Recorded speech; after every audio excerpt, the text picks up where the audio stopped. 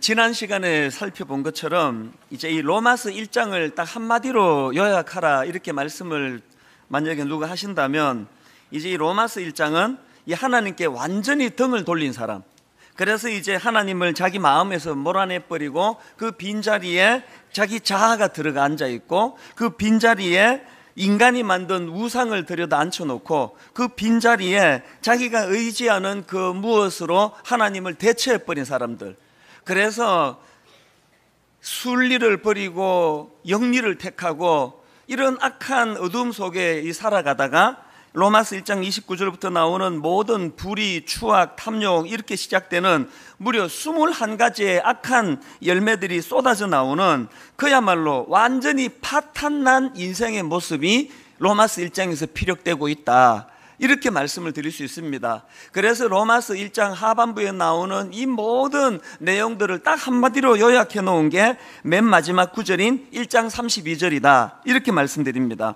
그들이 이 같은 일을 행하는 자는 사형에 해당한다고 하나님께서 정하심을 알고도 자기들만 행할 뿐 아니라 또한 그런 일을 행하는 자들을 옳다 하느니라. 이렇게 파탄난 인생의 모습이 로마서 1장에 나타나는 그 모습이라면 로마서 2장은 좀 그 상황이 좀 다릅니다. 그런 행위적인 문제가 있는 사람들이 아닙니다. 근데 뭐가 문제냐?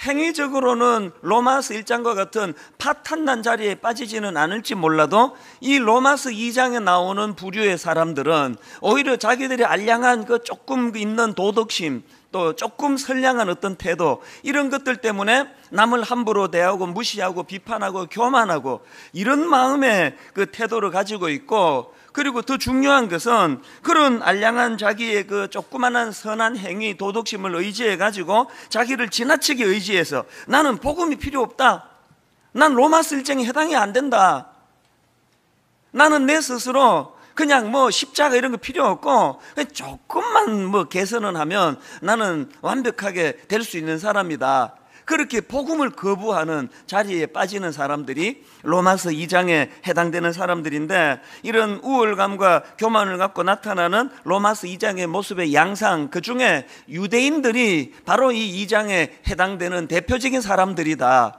이렇게 제가 정리를 해드렸습니다. 그래서 이제 이 로마서 2장의 전개를 쭉 보면은 벌써 2장 1절의 시작 자체가 그러므로 해서 이제 1장과 2장을 연결하는 접속사로 시작하는 게 뭐겠습니까? 2장에 있는 사람들을 무섭게 질타하면서 하는 이야기가 뭐냐 하니까 너희들이 1장에 그 완전히 파탄난 인간들보다 조금 더 도덕적이고 조금 더 윤리적이고 조금 더 행위가 괜찮다고 해가지고 너희들은 심판을 면할 거라고 생각하면 오해다. 이 그러므로라는 이 접속사로 통해 연결하는 게 뭐냐? 1장에 있는 그 행위가 아주 마시간 그런 사람들이나 2장에 조금 행위가 선하지만 그걸 가지고 그냥 교만해져 가지고 우월감에 빠져서 남을 무시하고 복음을 받을 생각을 안 하는 너희들도 똑같이 심판의 대상이다. 이게 2장에서 나오는 말씀의 요지예요.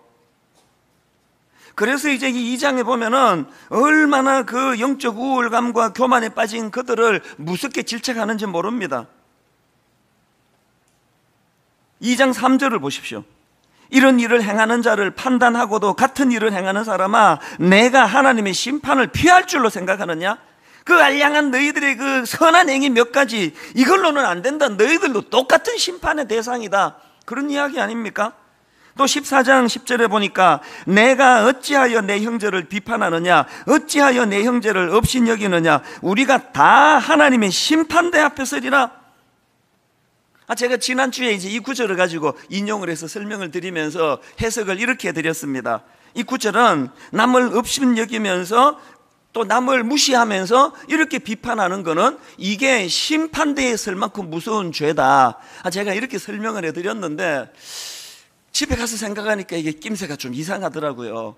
그래서 그 다음날 아침에 제가 새벽에 일찍 일어나가지고 겸손히 이 말씀을 다시 보니까 이거 그런 뜻이 아니에요. 이게 그 지난주 그 설명은 다 잊어주세요.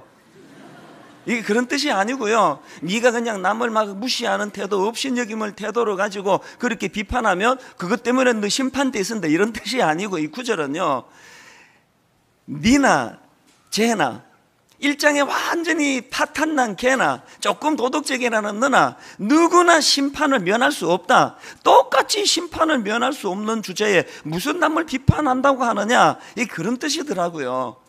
제가 월요일 날 새벽에 아찔하더라고요. 이거 어떻게 수습해야 되나. 뭐 우리끼리 그냥 하는 그냥 설교면은 그냥 뭐 식구끼리 미안하다고 하면 되지만 인터넷으로 많은 분들이 설교를 들을 텐데 이걸 어떻게 수습해야 되나. 그래서 사실 뭐 모른 척하고 그냥 지나가자. 아마 대부분이 틀린 걸 잘 모르고 넘어갈 거라 그렇게 하고 제가 가려고 했는데 내 양심이 계속 저를 격동시켜가지고 이거를 내가 사과해야 되겠다 그렇게 이제 생각하고 지금 이제 정정해 드리는 거예요. 지난주 그 설명은 완전히 그 머리에서 지워주시고요. 이게 이제 주일날 새벽에 막 마음은 조급한데 이제 적절한 이제 그 구절을 찾다가 이게 눈에 확 들어와가지고 이걸 깊이 잘 검토 안 하고 인용을 했더니 이렇게 잘못 인용한 거예요. 아마 뭐 예전에도 이렇게 엉터리로 해석한 게 뭐 많았을 거예요. 여러분 다 알지만 이제 눈 감아 준 거겠죠? 그래서 제가 앞으로도 여러분이 제가 이렇게 막 잘못 해석을 하면 아이고 저게 또 새벽에 급하게 준비했구나 이렇게 받으시면 됩니다.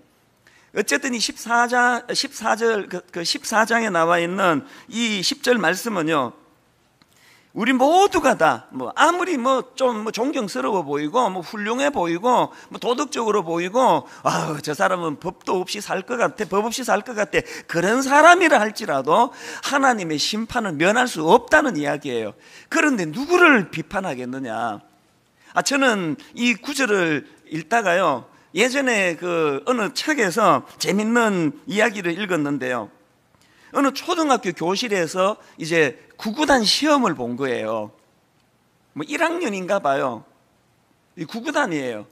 8 곱하기 7은 얼마입니까? 뭐 이런 식으로 이제 초등학교 저학년에서 이제 수학 이제 문제를 낸 거예요. 산수 우리로 치면. 여러분 그 8 곱하기 7이 얼마입니까? 56 아닙니까? 근데 A라는 아이는 그 56이 정답인데 54라고 썼고요. B라고 하는 아이는 54가 정답인데 얼토당토하게 47이라고 쓴 거예요. 둘 다 틀린 거 아닙니까? 그래서 선생님이 채점하다가 둘 다 이제 빵점을 준 거예요. 그랬더니 54라고 쓴 그 아이가 문제지를 들고 선생님한테 가서 항의를 하더라는 거예요. 아니 선생님, 저는 지금 정답에서 2밖에 차이가 안 나는 54를 썼는데 쟤는 완전히 틀린 47, 이게 지금 9나 차이가 나는데 둘 다 똑같이 빵점 주는 건 너무하시는 거 아닙니까? 그렇게 항의를 하더라는 거예요. 이게 뭐 웃기려고 지어낸 이야기 아닙니까? 뭐 대부분 웃지도 않으시는데요. 근데 저는 그 이야기가 참 머리에 각인이 됐는 게 뭐냐면, 지금 로마서 2장에 나와 있는 그 유대인들의 모습이 바로 지금 이 시험지들과 항의하는 그 어린애와 같은 어리석음이라는 거예요. 완전히 하나님의 법도에서 뭐 완전히 벗어났거나 조금 벗어났거나 하나님 앞에서는 그 모두가 다 심판의 대상이라는 거예요. 참 가슴 아픈 건요, 오늘 이 시대에도 교회 안에 난 로마서 2장의 사람이야, 저게 인간이야 저게? 심지어는 교회 안에 있는 사람들끼리 큐티 좀 한다고, 자기가 말이야 성경 좀 읽는다고. 그러면서 새벽기도 나오는 그걸 가지고 우월의식에 빠져가지고 뭐 입만 떼면은 뭐 한국 교회는 이래서 안 돼, 한국 교회는 문제가 많아. 이게 바로 지금 자기는 지금 2밖에 차이가 안 난다고 9 차이 나는 저하고 나하고 같이 취급하시느냐고 항의하는 그 어리석은 아이와 같은 그런 모습이라는 것입니다. 그래서 저는 이 로마서 2장 1절 그런 분들에게 주시는 이 주님의 무서운 경고를 다시 한번 들어보십시오. 그러므로 남을 판단하는 사람아, 누구를 막론하고 내가 핑계하지 못할 것은 남을 판단하는 것으로 내가 너를 정죄함이니 판단하는 내가 같은 일을 행함이라. 저는 이 2장 1절 말씀을 보면서요, 요즘에 그 주일 저녁에 하는 그 개그 콘서트 가는 그 프로가 있지 않습니까? 그 코너에 보니까 도찐, 개찐, 도찐, 개찐 이런 코미디가 있더라고요.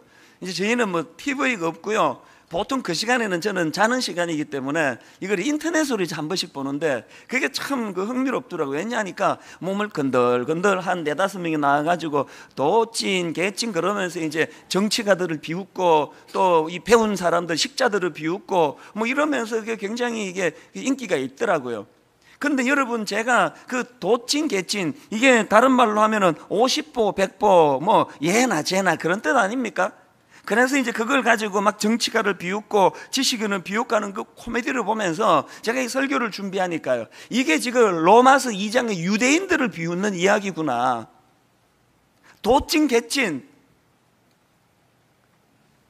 87이 56을 54로 쓴 거나 47로 쓴 거나 뭐 100이라고 쓴 거나 뭐 얼토당토 않은 숫자를 쓴 거나 틀린 거 다 틀린 건데, 이 도찐 개찐인데 거기에 그냥 우월감을 가지고 나는 그냥 뭐 복음이 필요 없다, 난 완벽하다, 이런 생각을 하고 살아가는 그 어리석음을 비웃는 이야기가 아닐까.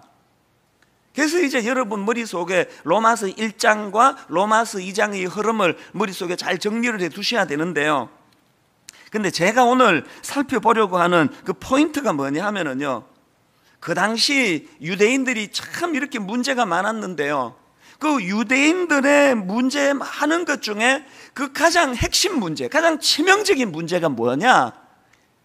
뭘 것 같습니까? 그래서 오늘 설교 제목으로 그걸 표현한 거예요. 오늘 설교 제목이 좀 독특하지 않습니까? 번지수를 잘못 짚었습니다. 이게 로마서 2장에 나오는 유대인들의 문제의 핵심이에요. 번지수를 잘못 짚었습니다. 이게 무슨 뜻입니까? 지금 하나님께서 그들에게 시종일관 원하시는 것은 회개예요, 회개. 2장 4절을 한번 보십시오. 혹 내가 하나님의 인자하심이 너를 인도하여 회개하게 하심을 알지 못하여 그의 인자하심과 용납하심과 길이 참으심이 풍성함을 멸시하느냐? 또 5절에서도 다만 내 고집과 회개하지 아니한 마음을 따라 진노의 날 곧 하나님의 의로우신 심판이 나타나는 그날에 임할 진노를 내가 쌓는도다. 하나님이 탄식하며 2장에 해당되는 사람들을 질책하는 게 뭐예요? 저 로마서 1장의 사람들은 완전히 맛이 가가지고 배역하고 악하고 그냥 사람을 죽이고 사기 쳐먹고 막 외도 마음대로 하고 이런 포악한 짓을 해가지고 심판을 받게 된다면, 그런 거 안 한다고 방심하는 니들은 회개하지 않는 그것 때문에 심판받게 될 것이다. 바로 그 이야기를 하고 있는 거예요. 그러고 보면요, 여러분, 사실 하나님께서 이 유대인들에게 얼마나 오랜 기간 동안 회개를 촉구했습니까? 구약의 그 수많은 선지자들이 외쳤던 메시지는 딱 하나, 똑같은 메시지예요. 회개하라는 거 아닙니까? 신약으로 넘어왔어도 마찬가지예요. 마태복음 3장 1절 2절을 보십시오. 그때에 세례 요한이 이르러 유대 광야에서 전파하여 말하되 회개하라, 천국이 가까웠느니라. 마태복음 4장 17절도요. 이때부터 예수께서 비로소 전파하여 이르시되 회개하라, 천국이 가까웠느니라 하시더라. 누가복음 5장 32절을 보십시오. 내가 의인을 부르러 온 것이 아니요 죄인을 불러 회개시키러 왔노라. 그런가 하면은 누가복음 15장 7절에 이 하나님의 마음을 좀 느껴보십시오. 내가 너희에게 이르노니 이와 같이 죄인 한 사람이 회개하면 하늘에서는 회개할 것이 없는 의인 99으로 말미암아 기뻐하는 것보다 더하리라. 여러분이 하나님의 마음을 아세요? 로마서 2장에서 언제부터 그랬는지는 몰라도 나 이제 예수 믿는다고, 난 목사라고, 나는 이제 교회 중진이라고. 저것들이 문제란 말이야. 저것들이 한국 교회를 이 지경으로 만든. 제가 이 말씀을 묵상하면서 너무나 깊이 찔림이 되는 게 뭔지 아십니까? 제가 딱 그 생각을 하고 사는 사람이에요. 하나님께서는 로마서 1장에 눈에 보이게 목사가 역겨운 짓을 하고 막 성추행하고 막 교회돈 횡령하고 이게 지 돈인지 교회 돈인지 분간 안 되게 막 쓰고 그런 사람이나 저같이 똑같은 짓하고 살면서도 조금 덜한 것 때문에 난 달라, 저 사람들하고. 로마서 1장 사람이 저 문제로 하나님 앞에 심판을 받는다면, 이 장의 사람들은 이 문제로 하나님 앞에 심판을 받는다면 여러분은 지금 어디에 해당이 되세요? 심지어는요, 마태복음 21장 31절을 보십시오. 예수께서 그들에게 이르시되 내가 진실로 너희에게 이르노니 세리들과 창녀들이 너희보다 먼저 하나님의 나라에 들어가리라. 이거 예수님 너무 좀 이게 심하게 말씀하시는 거 아닙니까? 아무리 그래도 그렇지, 그 당시 이 세리와 창녀라 그러면 이거 인간 말종들인데 어떻게 좀 그 당시 종교 지도자들이 좀 뭐 문제가 있기는 해도, 아니 그 인간 말종들하고 그 종교 지도자들하고 그 인간 말종이 낫다는 이야기를 예수님이 하실 수 있느냐고요. 근데 여러분, 이게 참 심각한 게요, 예수님이 열받아 가지고 막 홧김에 한 말씀이 아니고 근거를 갖고 하시는 말씀이에요. 바로 그 다음에 나오는 32절을 보십시오.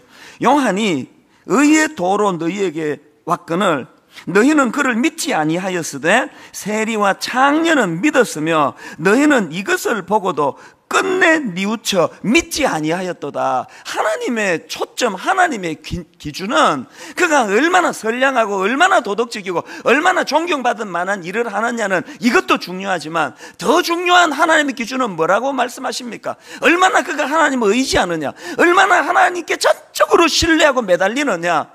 회개를 이런 측면으로 주님이 보고 계시다는 거예요. 제가 교육전도사 시절에 정말 부들부들 떨면서 설교 준비하고 개척 초기에 부들부들 떨면서 제가 설교를 했는데, 어느 날 보니까 제가 이제 나이도 좀 들고 중진이 됐다고 해가지고 제가 로마서 2장으로 진입해 있더라고요.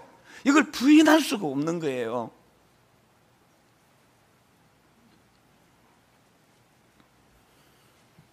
제가 보기에 오늘 여기 예배 드리러 오신 분들 중에는요, 로마서 1장에 해당되는 인간 말종은 없습니다. 혹시 계세요? 안 계실 거예요. 아마 로마서 1장에 나오는 그런 부류의 분들은 안 계세요. 그러나 우리가 위험한 거는, 나는 그런 종류가 아니라고 생각하면서 자기도 몰랐는데 어느 날 보니까 로마서 2장에 올라타 앉아 있는 거예요. 맨날 그냥 뭐 비판하고 지적하고, 저것들이 문제야, 저것들이요. 한국 교회가 문제란 말이야. 그렇게 막 떠드는 내면에는 자기는 그렇지 않다니까 그렇게 이야기하는 거 아닙니까? 여러분, 우리가 이 장에서 지적하는 그 무서운 너희들의 그 알량한 그 선행 몇 가지가, 그 종교적인 열심이, 이게 너희들을 구원할 수 있는 게 아니야. 이게 너희들의 알량한 그런 뭐 그냥 조금 그 도덕심 있는 그걸로는 이게 너희들을 구원해 줄 수 있는, 심판을 면하게 해줄 수 있는 능력이 아무것도 없다. 오늘 이 말씀이 저와 여러분에게 진지하게 찔림이 되는 말씀이 되기를 바랍니다. 하나님이 원하시는 건 그게 아니에요. 그래서 제가 이 번지수를 잘못 찾았다는 거예요. 오늘 번지수를 잘못 알고 신앙생활하는 분들이 유대인들 뿐이겠습니까?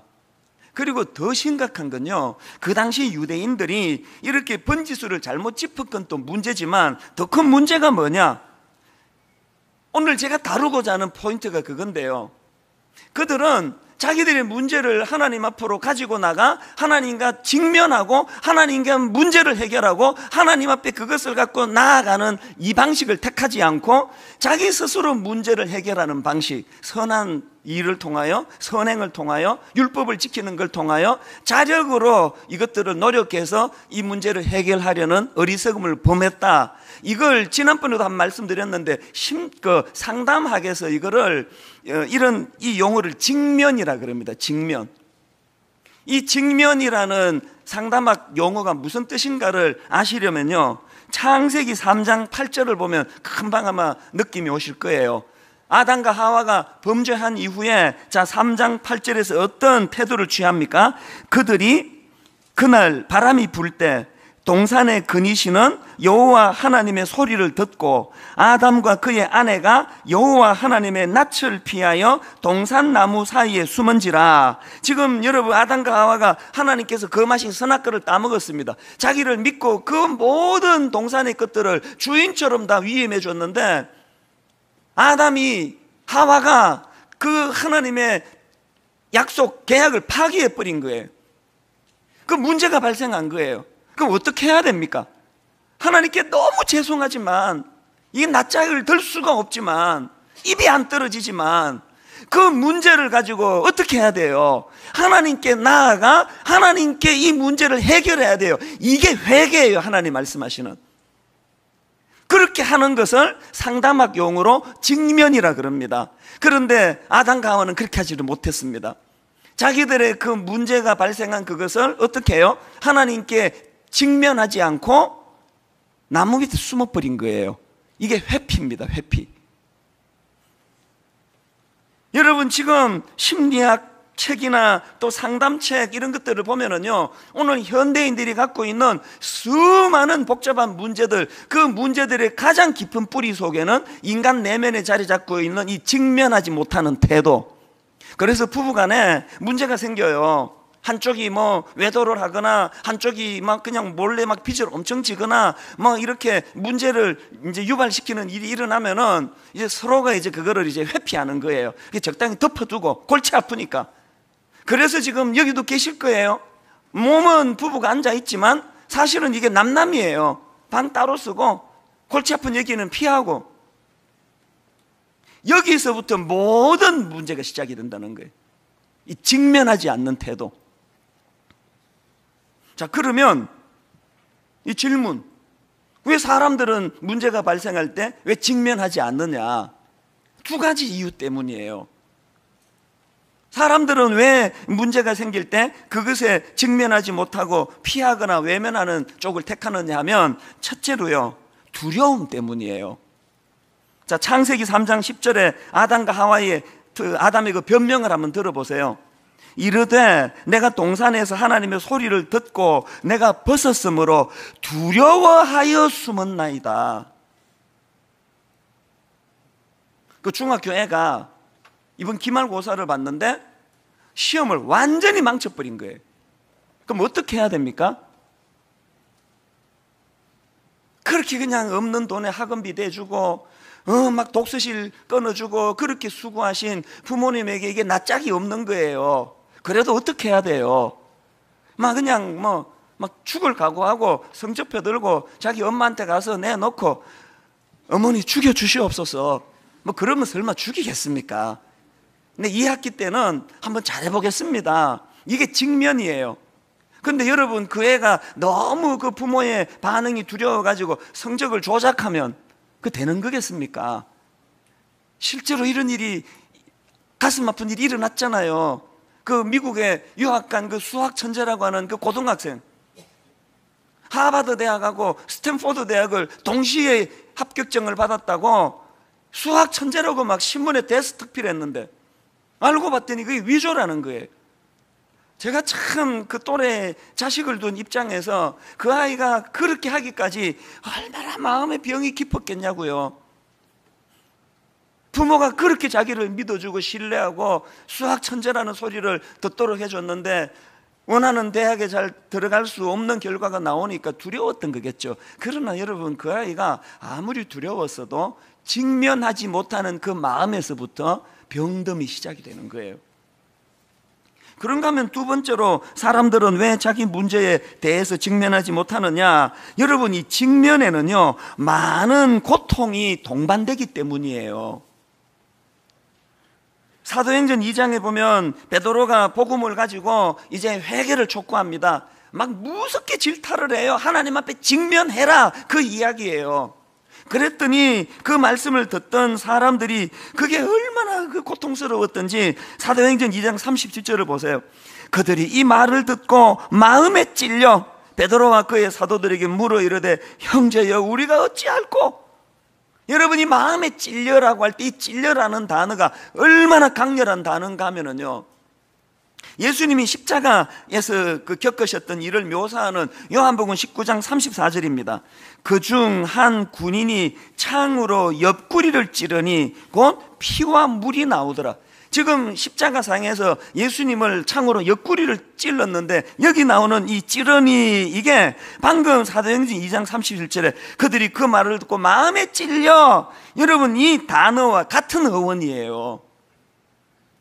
내가 갖고 있는 이 문제를, 이것을 드러내고 이것을 하나님 앞으로 갖고 나가 직면하는 게 이 정도로 마음이 고통스러운 일이라는 거예요. 그래서 사도행전 7장에 보면은 스데반도 똑같이 베드로와 같이 말씀을 가지고 회개를 촉구하니까 어떻게 합니까? 그들이 사도행전 7장 54절을 보십시오.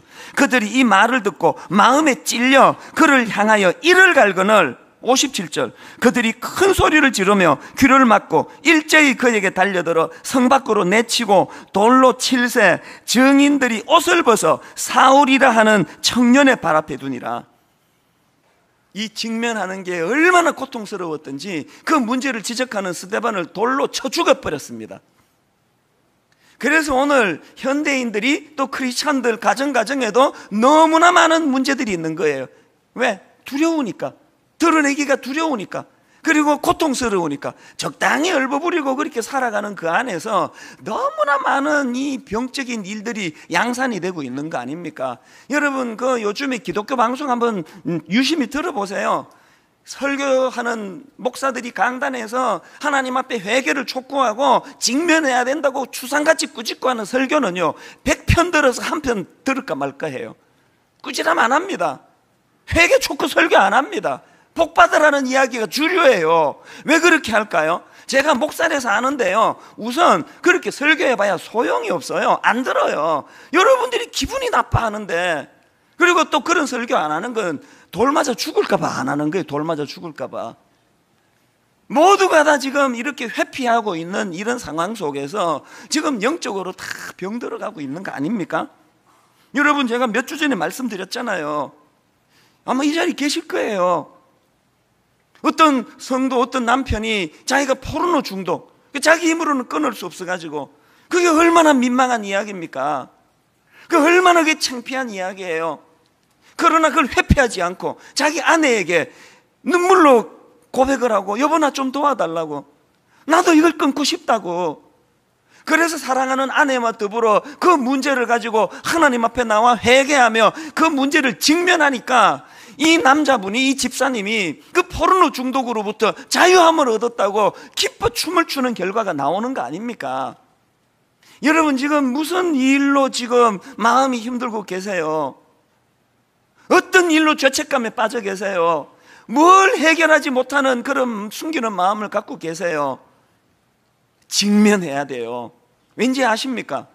우리가 이것을 드러내고 하나님 앞에 회개하고 직면하는 것도 이게 참으로 옆구리를 찌르는 것 같은 고통이지만요, 그럼에도 이 직면을 해야 되는 것은 이것을 적당히 덮을 때 더 큰 고통이 찾아오는 거예요.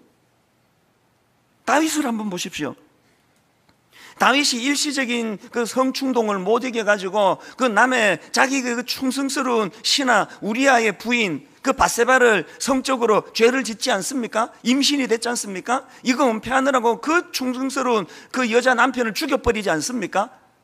그 짓을 저지르고도요 다윗은 직면하지 않았습니다. 1년이 넘을 때까지 그 은폐했습니다. 자기가 왕인데 누가 그걸 문제를 제기하느냐고요. 1년이 넘도록 아무도 제기 못했습니다. 겉보기에 이제 다 해결이 된 것 같아요. 창피도 안 당하고 잘 숨기는 것 같은데 본인 얘기를 한번 들어보세요.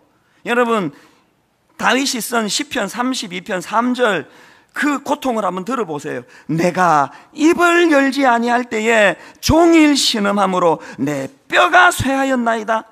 개역 성경으로 보니까 내가 토설치 아니할 때에 종일 신음함으로 내 뼈가 쇠하였나이다. 오늘 여기 뼈가 쇠하여 가는 분 안 계세요? 안 들켰는데?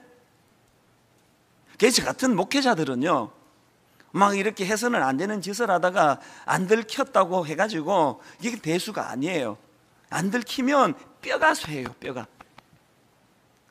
제가 성경 잘못 한 구절 해석 잘못해가지고 그렇게 인용 잘못한 이것도요 사실 이걸 내가 밝힐까 말까 그냥 모르고 넘어가면 다 모를 텐데 새삼 이걸 끄집어낼 필요가 있나? 이것도 용기가 필요하다. 이것도. 그러나 여러분 제가 이걸 직면하지 않고 은폐하느라고 그냥 막 얼렁뚱땅 갖다 붙이고 원래 뜻은 그렇지만 또 이렇게도 해석이 된다고 막 갖다 붙이고 이렇게 하면서 이게 더 문제가 심각해지는 거예요. 그냥 아까 그냥 툭 내뱉고 나니까 다 해결이 된 거 아닙니까? 혹시 여러분 중에 저렇게 실력 없는 목사에서 교회를 옮겨야 되겠다 그런 분 계세요? 안 계실걸요? 우리가 이걸 이렇게 드러내는 것, 직면하는 게 이게 좀 수치스럽고 좀 창피하고 좀 부끄럽다 할지라도, 이게 좀 고통스럽다 할지라도, 그래서 이걸 은폐하게 될 때는 더 큰 고통이 찾아온다는 것. 하나님은 이걸 원하세요. 우리가 하나님 앞에 정직하게 벌거벗은 영혼을 가지고, 주님 내 현실이 이렇습니다, 이 장의 사람들에게 하나님 이걸 원하신다는 겁니다. 그래서 로마서 3장 23절에 보면은 모든 사람이 죄를 범하였음에 하나님의 영광에 이르지 못하더니 그리스도 예수 안에 있는 속량으로 말미암아 하나님의 은혜로 값없이 의롭다 하심을 얻은 자 되었느니라. 무슨 뜻입니까?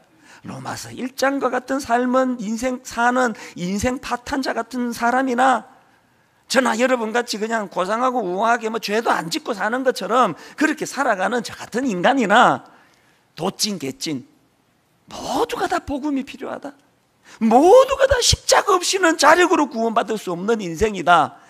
오늘 이 말씀을 바울이 눈물로 호소하는 거 아닙니까?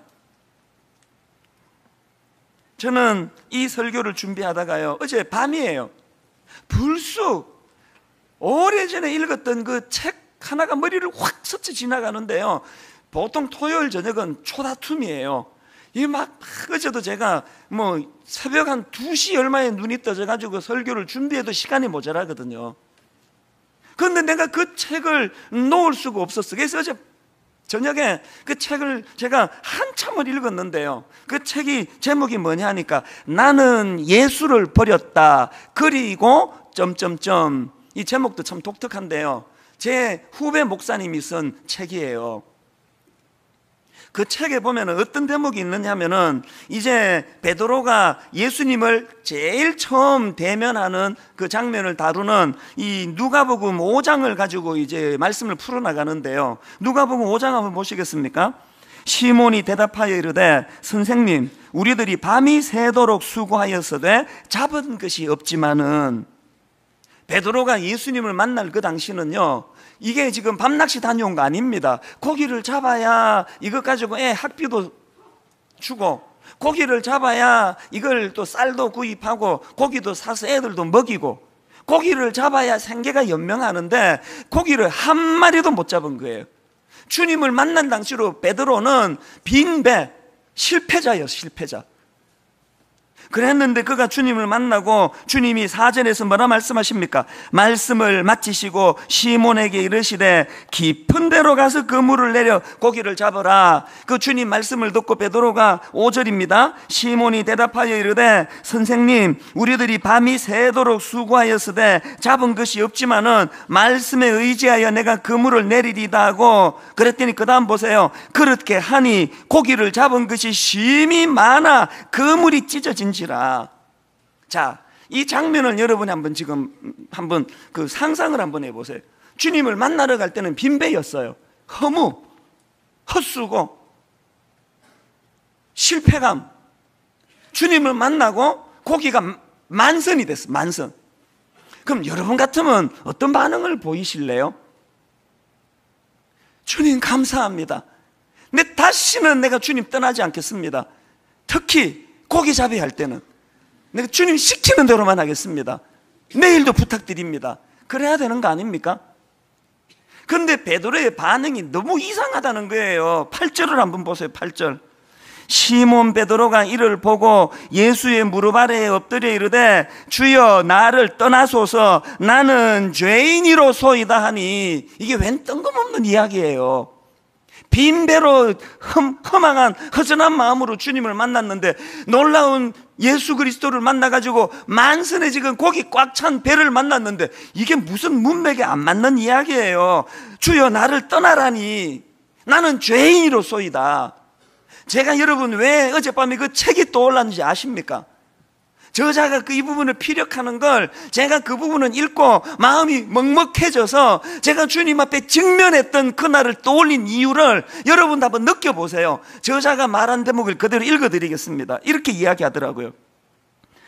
베드로는 간절히 원했던 것을 얻었다. 밤새도록 찾아 헤매던 것을 드디어 찾았고 두 손 가득히 쥐었다. 그런 베드로가 자신을 가리켜 죄인이라고 고백한다. 자신은 불결하고 더러운 죄인이니 떠나달라고 간청한다. 자, 그 다음 한번 들어보세요. 예수님이 베드로의 구체적인 문제를 단번에 해결해 주신 순간 베드로는 그의 시선을 돌려 한 곳에 고정시켰다. 그가 시선을 돌린 곳은 고통을 안겨주었던 빈배라는 삶의 문제가 아니라, 또 그 다음 보세요. 이제 만선이 된 풍요로운 삶이 아니라 베드로가 시선을 돌린 것은 그저 자기 자신이었다. 그는 여태 그를 괴롭혔던 물고기로부터 자기 자신에게로 시선을 옮겼다.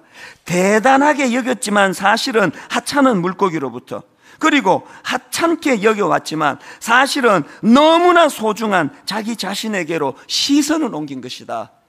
제가 왜 이 구절 앞에 마음이 무너진지 아십니까? 오늘 여러분의 시선은 어디에 있습니까?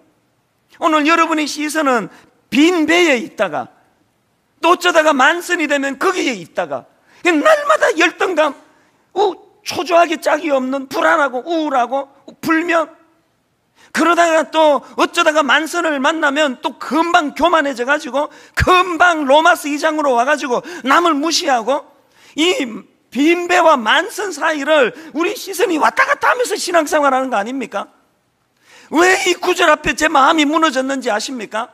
왜 베드로가 빈배로 간 자기를 주님이 만선으로 인도해 주시는 걸 보고 나를 떠나달라고 이렇게 이야기를 했습니까? 왜 나는 죄인이라고 고백했습니까? 베드로의 시선이 빈배에서부터 자기 자신에게로 옮겨졌다는 거예요.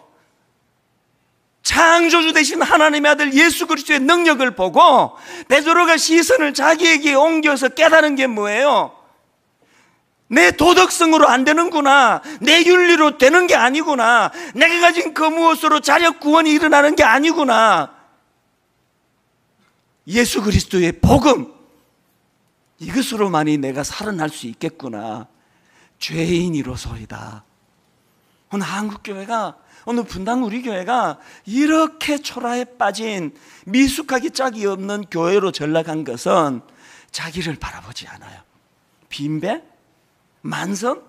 주님, 나도 기도 많이 하는데 왜 쟤만 만선 주십니까? 나도 만선 좀 주세요. 여러분은 여러분에게로 시선이 옮겨가고 계세요? 빈배인데? 초라하게 짝이 없는데? 우울한데? 그러나 하나님은 내 인생의 빈배를 보고 나를 판단하시는 게 아니라, 하나님께서는 이렇게 초라한 인생이지만 주님 앞에 단독자로 너무나 소중히 여기시는, 나는 너를 사랑해, 난 네가 너무 좋아. 만선 가지고만 우쭐하게 살아도 하나님의 시선은 거기에 꽂혀 있지 않아요. 여러분, 제가요 안 그런 척하고 사는데요, 내가 큰 교회 목사라는 게 얼마나 내 마음에 자랑이 많은지 아십니까? 제 싸움은 주로 이 싸움이에요.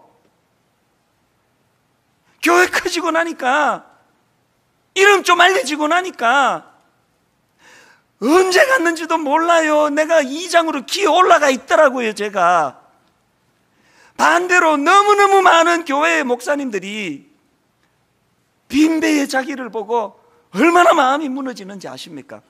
하나님은요 만선을 보는 것도 아니고 빈배를 보는 것도 아니고 우리를 보세요.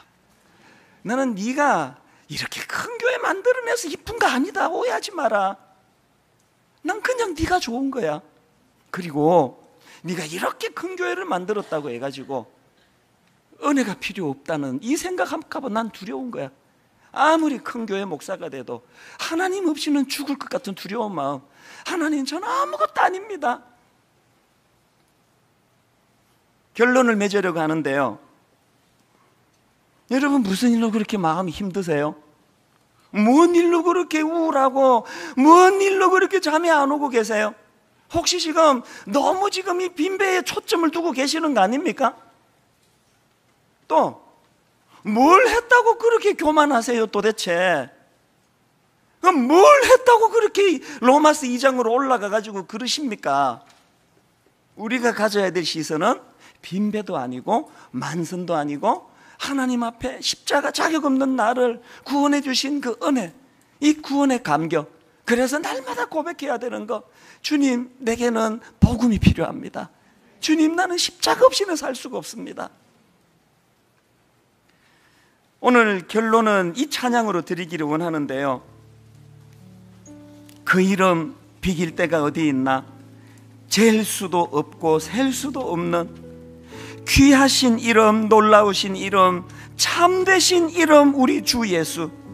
비록 빈배 같은 초라한 인생이지만 열등감이 얼마나 많은지 참 우울하게 짝이 없는 인생이지만, 그러나 그럼에도 불구하고 주 예수 이름 내가 생각하면 내 마음속에 기쁨 넘치네. 이렇게 보잘것없는 빈배를 보지 아니하시고 내 영혼을 바라보시는 그 주님, 주님 앞에 나는 초라한 인생이 아닙니다. 우리 가사를 생각하시면서 이 찬양 오늘 설교와 더불어 이렇게 부르면 좋겠습니다. 그 이름 비길 데가 어디 있나? 이름 비길 데가 어디 있나? 잴 수도 없고 셀 수도 없는 귀하신 이름, 놀라우신 이름. 여러분, 그 이름, 참되신 이름, 우리 주 예수. 비록 나는 초라하고 보잘것없지만 주 예수 이름 내가 생각할 때 내 마음 속에 기쁨 넘치네. 우리의 소망 구원 되시는 주,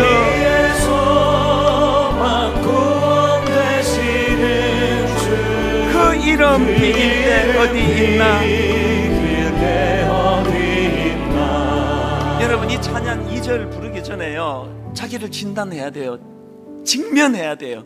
하나님, 저는 지금 로마서 1장에 빠져 있습니다.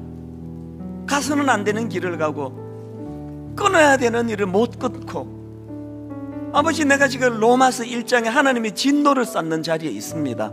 혹은 하나님, 저는 로마서 2장에 올라와 있네요. 내 안에 있는 교만이 복음을 귀히 여기지 않습니다. 어느 형편인지 모르지만 여러분, 다 괜찮습니다. 하나님은 우리가 벌거벗고 주님 앞에 단독자로 설 때에, 직면하게 될 때에 외면치 않으시고 거두어 주시는 줄 믿습니다. 2절 가사를 집중해서 이렇게 찬양합니다. 비탄에 빠진 가련한 영혼이, 비탄에 빠진 가련한 영혼, 슬픔의 안개 걷어치우고 즐거이 새 생명 새 힘을 얻어, 여러분, 복음의 능력으로 선포하십시오. 쓰라린 상처 아무렇도다. 그래서 이렇게 찬양합니다. 주 예수 이름 내가 생각할 때 내 마음 속에 기쁨 넘치네. 우리의 소망 구원 되시는 주, 그 이름 비길 때 어디 있나? 주 예수 이름 내가 생각할 때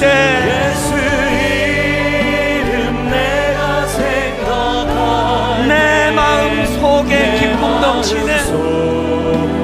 내가 가진 그 무엇 때문에 기쁜 인생이 아니고 예수 그리스도, 우리의 소망 구원 되시는 주, 그 이름 비길 때 어디 있나? 주님 사랑해요. 주님 사랑해요. 온 마음과 정성 다해, 온 마음과 정성 다해 하나님의 신실한, 하나님의 친구 되기 원합니다. 친구 되기 다시 한번, 원합니다. 주님 사랑해요. 주님 사랑해요. 비록 내가 로마서 1장 타락의 상태에 빠져 있다지만 온 마음과 정성 다해 하나님의 신실한, 하나님의 되기 원합니다. 제자 되기 우리 다 자리에서 일어나셔서 나 무엇과도 주님을 바꾸지 않으리. 주님을 바꾸지 않으리. 다른 어떤 은혜 구하지 않으리. 다른 어떤 은혜 구하지 않으리. 오직 주님만이 내 삶의 도움이시니 내 삶의 도움이시니 주의 얼굴 보기 원합니다. 얼굴 보기. 나는 빈배에 집중하는 인생이 아닙니다. 주님 사랑해요. 주님 사랑. 온 마음과 정성 다해. 온 마음과 나는 내 만선에 집중하는 인생이 아닙니다. 하나님의 신실한 하나님의 친구 되기 원합니다. 여러분 우리 마지막으로 다 눈을 감으시고 한 번 더 이렇게 노래합니다. 주님 사랑해요. 내가 가진 그 무엇으로서가 아니라 온 마음과 정성 다해 하나님의 신실한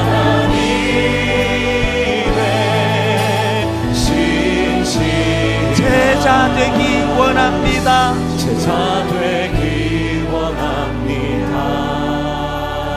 살아계신 하나님 아버지, 그렇게 은혜를 받아놓고도 로마서 1장으로 미끄러져 윤리적으로 도덕적으로 영적으로 하나님을 아프게 하고 상하게 하고 도저히 해서는 안 되는 부끄러운 짓거리를 행하던 우리의 모습을 직면하며 주님 앞에 고백합니다.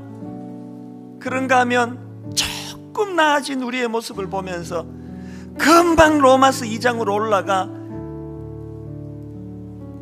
손가락질하고 비판하고 욕하고 어떻게 저럴 수가 있느냐고, 하나님 뭐가 문제인지를 오늘 깨우쳐 주시니 감사합니다. 나는 빈배에 몰두하고 만선에 몰두하며 나 자신을 보지 못했습니다. 하나님, 내 시선이 빈배에 머물지 않도록, 그래서 날마다 우울하고 아프고 상하지 않도록, 하나님 내 시선이 만선에 머물지 않도록, 그래서 우쭐하고 우울하고 교만해지지 않도록, 어떤 형편에 처해 있던 주님 상관없이 단독자로 벌거벗은 몸으로 주님 앞에 설 때 외면치 아니하시고 십자가 복음으로 나를 보듬어 주시는 그 은혜를 누리는 저희들 되게 하여 주시옵소서. 오늘 마음이 상한 주의 자녀가 있다면 못자국 난 주님의 십자가 복음의 그 사랑으로 보듬어 주시고 눈물을 닦아 주시고, 괜찮다 내 딸아 내 아들아, 교만한 자리에 올라가 일시적으로 유대인의 모습을 하고 살아간 성도가 있다면 주님 극한 사랑의 눈빛으로 어서 내려오너라. 오늘 이 예배가 겸손히 주님 앞에 십자가 복음 붙잡고 나아가는 은혜의 길로 인도하여 주시옵소서.